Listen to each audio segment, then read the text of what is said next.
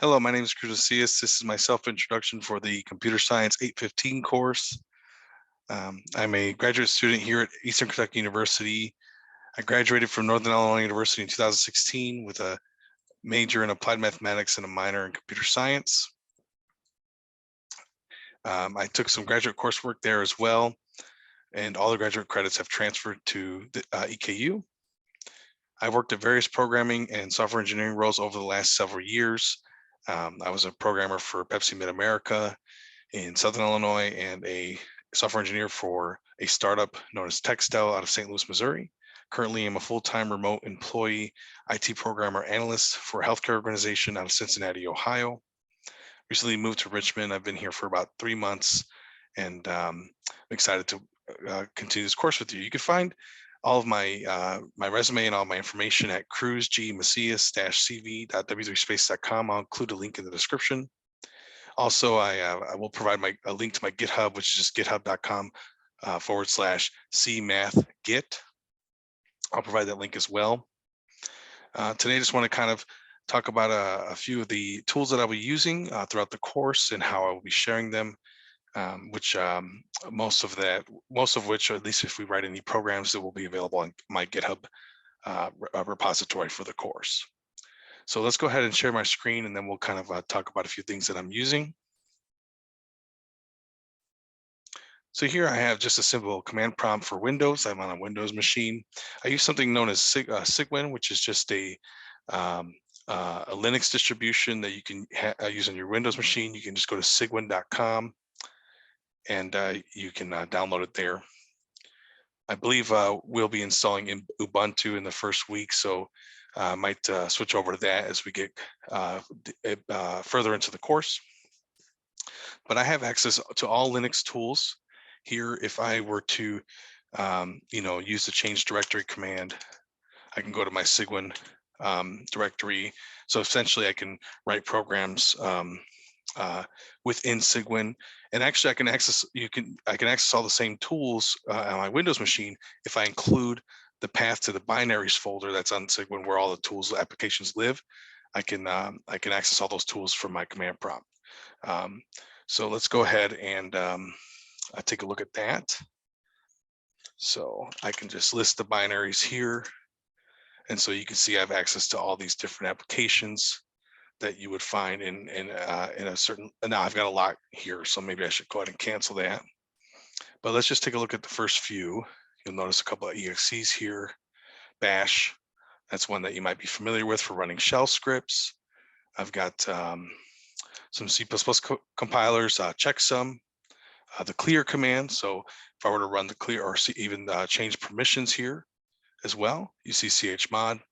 So if I were to the cat command, list contents of a file. So if I wanted to just find the cursor here. So if I wanted to clear this, I can use the clear command. Now you have to include that in your path folder or path name. If I type path here, you'll see all the different applications that I have given access to my path. And here you can see Cygwin binaries right there. That's that binaries folder. One thing you'll notice in Windows is that it uses backslash instead of /. I also have Java or JDK developer that I've been using for the CSC 730 course, which I have shared on my GitHub as well.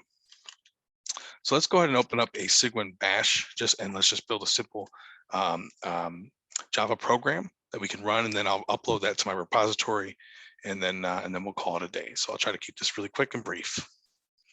So let's go ahead and open up a bash. So I can just use bash to log into Cygwin. Okay, so now I'm in Cygwin, and you'll notice that nothing lives here. This is actually the home folder. If I were to exit, okay, let me change this here. So here, if I list the contents of the home folder in the Cygwin directory here, you'll see that I have a user for the Cygwin. It's like its own distribution or its own machine here. So let me just list those contents as well. And nothing lives there, right? Because we haven't created anything. But if I were to go back into Cygwin, I can actually create the contents here, but I'm just doing this for sake of demonstration. So I'm actually in the root directory for Cygwin, and I can make a directory. Let's just call it hello project. Okay, so now we have hello, and you can list the permissions using the -L option, right? And so there's none, right? So let's go ahead and get out of here.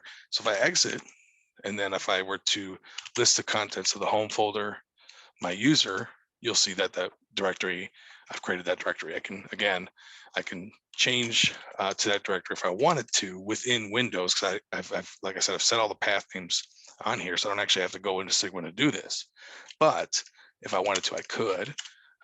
So let's go into the C, okay. And let me just make sure. Okay, so now let's say I wanted to make another directory within the home project folder that we just made, or the hello project. Okay, nothing lives here, so let's go ahead and make a source directory. That'll be for our Java program. So now if I go back into Cygwin, and then I also have the shortcut link here from on the desktop, I could just access Cygwin from there. But this is the way to do it from the command line. There's other ways. You can just, I think you can just type in bash. You don't have to do that bash login, but I like to go right to the root directory within Cygwin. Okay, so there is hello. So let's change directory, and you'll see that source file now lives there. Okay, so let's go ahead and create a Java program within that source file. So let's see if I can do this. Now I'll have to switch to /, right? So src, so /, and then I'll create the, I'm going to call this program hello. So if I list the contents of src, oops, there's my directory. So now let's create a Java program from scratch. So I'll use nano in this case. Let me src hello, and I'm going to call it main.java. Okay, so now we're on the main folder for Java, and let me pull up some sample code here. So let's create a package. This is a user-defined package. We'll call this hello. And if I wanted to, I could put at the top, I could put a comment that says programmer Cruz for CS. Okay. And package hello, let's go ahead and create our public class here. Class main. So this is the same name of the file. Let's put this end main class, and then let's change this. Now let's create our actual source file here, public static source code, void main, and we're not going to include any parameters, but I'll go ahead and define them anyway. So string array, and then args is the name of that string array. Let's go ahead and create our let's have the program do something. So let's print hello to the console. Okay, and let's say we want to do hello CSC 815. Okay, so now we have created a simple JavaScript file here. Let me use Control X to save. So yes. So now we should have a source hello main.java program. Okay. Very quickly, now what I want to do is create a couple other directories that I'll be using. So I'm using a library directory to create the jar files, because I have access to the jar files here. So where jar, that will tell me where that lives, right? So it's in the program files folder. And then where Java, for example, where Java with an E. Okay, so it actually lives in two places. I have an Oracle instance as well. I use that for work, not on this machine, obviously. So then, but I do practice with it here. So then let's create a, I don't think we need to create a classes folder. I don't think, let me try to do that without creating a classes folder. Just give me a second here to pull up that source file. So.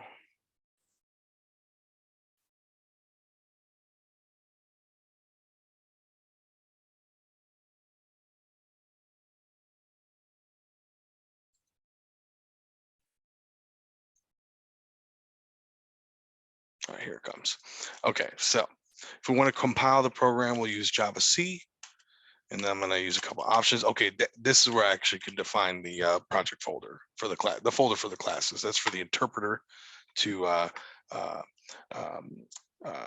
convert our source code into computer readable code, right? So source and then / instead of backslash for Windows. I can actually compile this in Windows as well, but I'll just do this within the Cygwin's or the Linux distribution of Cygwin here. So main.java. And I'm going to include a couple options. And let's see. So actually, I was in my CSC 730 course, I challenged myself to not to use an IDE or interactive developer environment, not to use one of those. I've just done everything from the command line, so I'm very familiar with this already. Let's see if this gives me any errors. And looks like our code, our source, our main Java program didn't have any errors, so it compiled.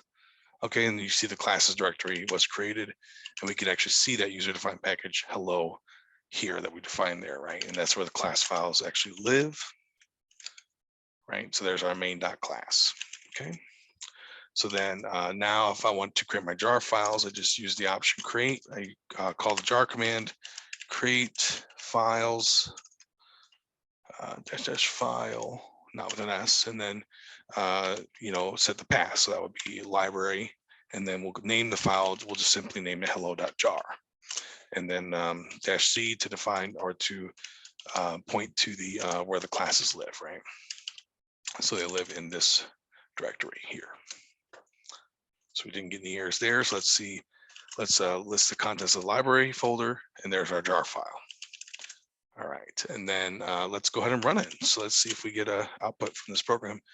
Library hello.jar, and I can use tab to speed this along. Hello, so it's the package .main. I think in Java 17, you can, if your main class is defined at the beginning of the program, you actually don't need to compile it, but you'll have to look at the documentation for that on Oracle's website.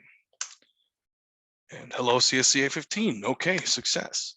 So now let's upload this to a repository. So let me exit Cygwin. Okay. And then what I want to do is I want to change to where my repositories live right here, right? And so let me actually, I think I already copied this over. Yeah, I did.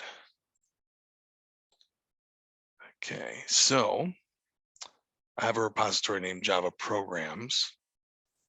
So what I will do is I will move to that directory. So let's change directory here. And let's see if this works. Oh, actually, before we do that, let me just do one thing here. I wanted to show you guys a shell script, so a simple shell script. So if we can use a command like hello, right? We can use echo to like also print to the console instead of a Java program. So hello world, right? So let's say I wanted to put this in a shell script. I could just create a directory or a shell script. So I'll just call this hello.sh, okay? And so now we have our shell script. And now then, if you want to put a comment in the shell script, just use the £. This is my shell script.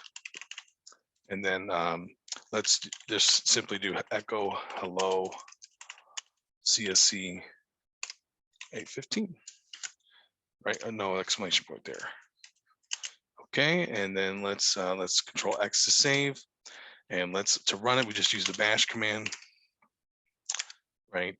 .sh. So let me actually make sure it created. Okay, there it is. So bash hello.sh, and then it executes the echo command. Okay, so that's very nice. So let's change the directory here to my Java programs folder. Okay, we are there. And so you can see a couple things here. So let's get the status. All right, let's see. Let me just actually list the contents of EKU. So in here, since we're not in the Linux, the Cygwin application anymore, we're going to use the \, right? So let's run the Windows machine, CSC 815. So nothing lives there right now. So I need to copy the contents that of the files that we just created. I need to copy them into the CSC A15 so we can upload them to a repository.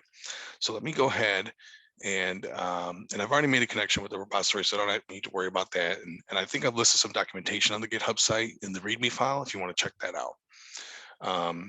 So what I'm going to do is I already have, oops, make sure what directory is this? Okay, so I already have that open. I could just use the Windows File Explorer to copy it. Let's go ahead and challenge ourselves and try to do this from the command line. And so what I will do is, I believe it's just copy. Let me just make sure. I think it's CP. It's been a while since I copied one over. So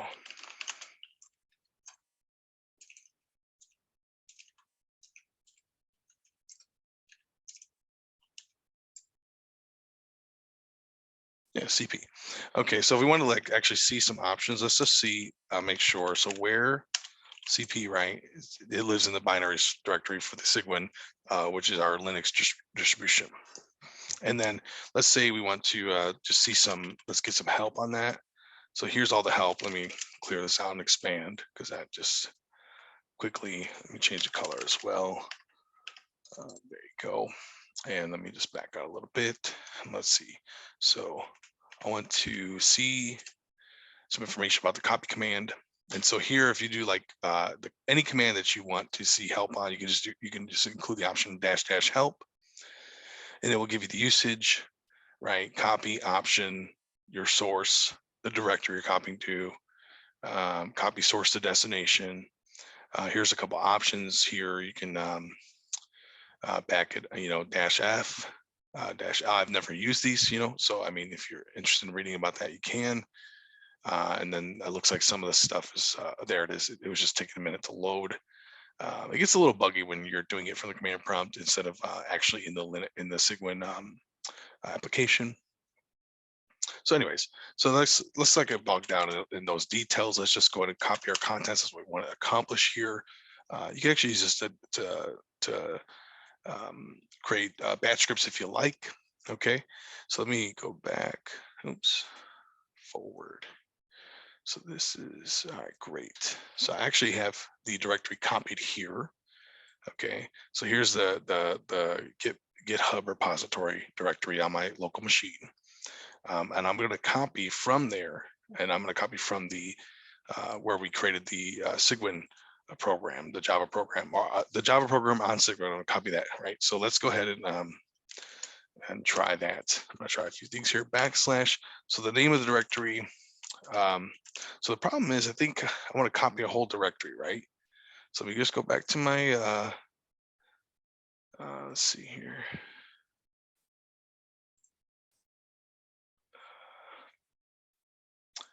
Just want to check and make sure. So I'm going to copy a whole directory. So I believe I can. See, it's just a source file. If I want to do multiple files, let's look at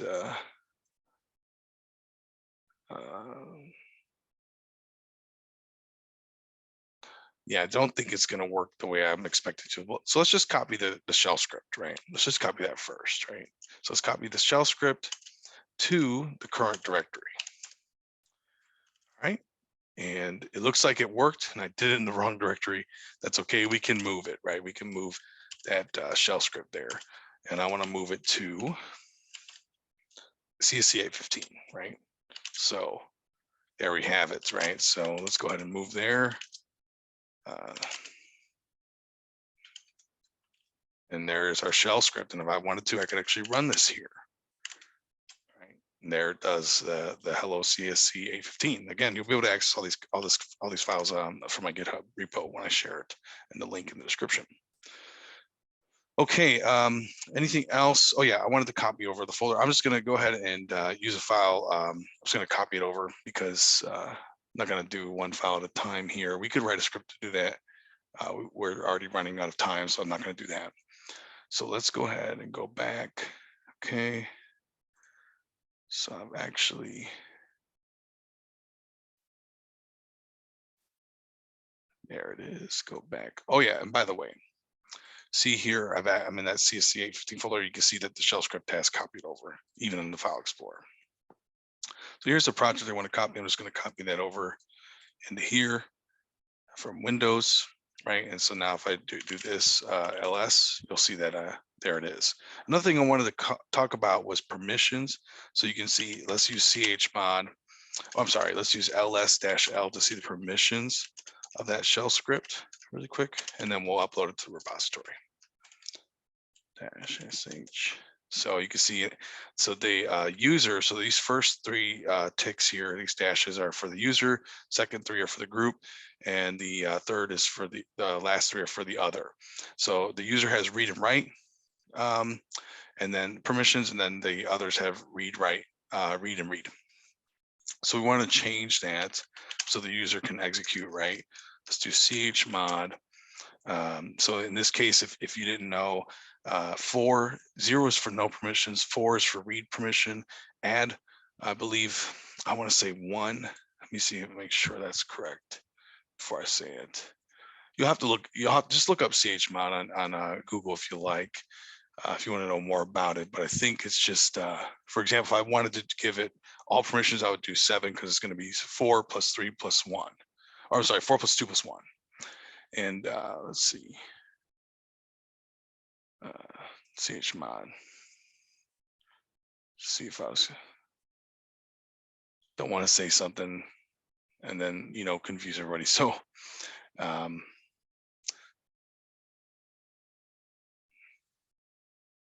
here it is. So yeah, so 2 is for write. So 4 is for read, 2 is for write, 1 is for execute.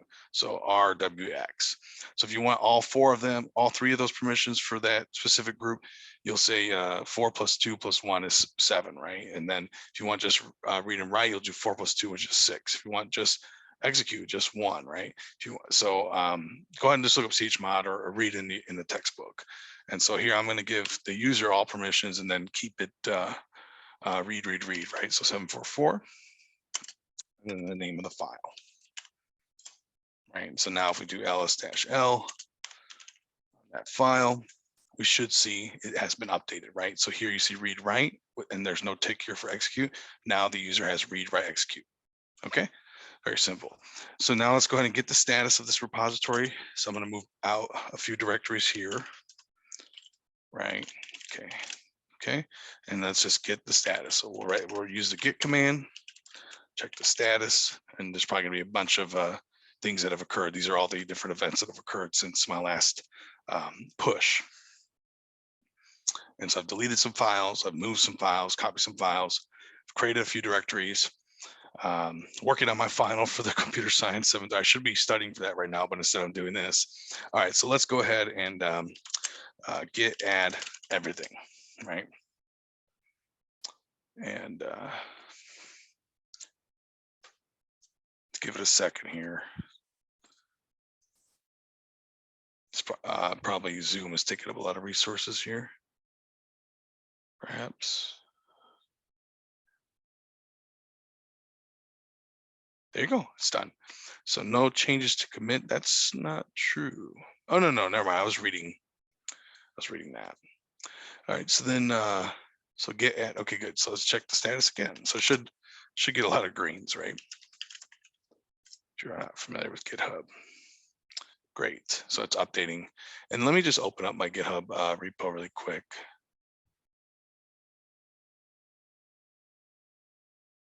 Maybe my internet is cutting out. So here, while it's happening,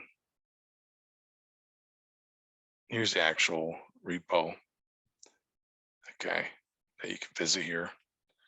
And we're going to push all these changes to it. So you'll see them show up.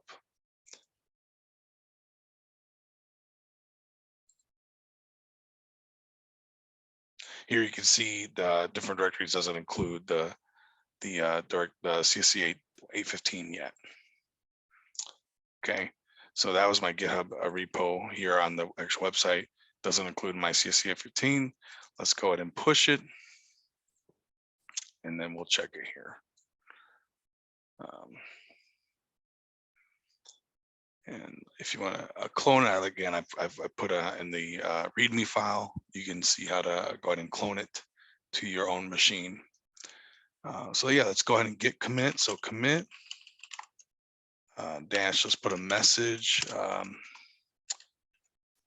Let's do directory organized directory.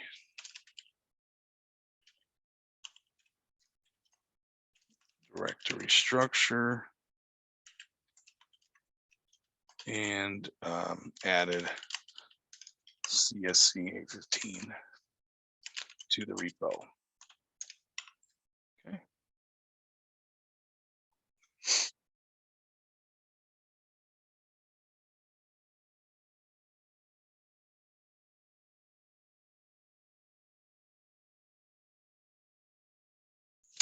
All right, and let's push it. All right, it's done. So now if I go and refresh my repository here on the actual browser, you'll see that it added an EKU CSC 815. And here we'll find our shell script that we made to echo hello world. You can actually open it up, hello. And then we can open up that project folder. Now, really quick, doesn't look like I included a shell script. I'm trying to work on a shell script to run the Java. You'll need JDK installed in your machine, etc. But for now, I didn't include that, so you'll have to remember to run those commands. Again, I tried to include some documentation here so you can actually run your own Java programs and how to set it up, how to add them, how to install Cygwin, etc.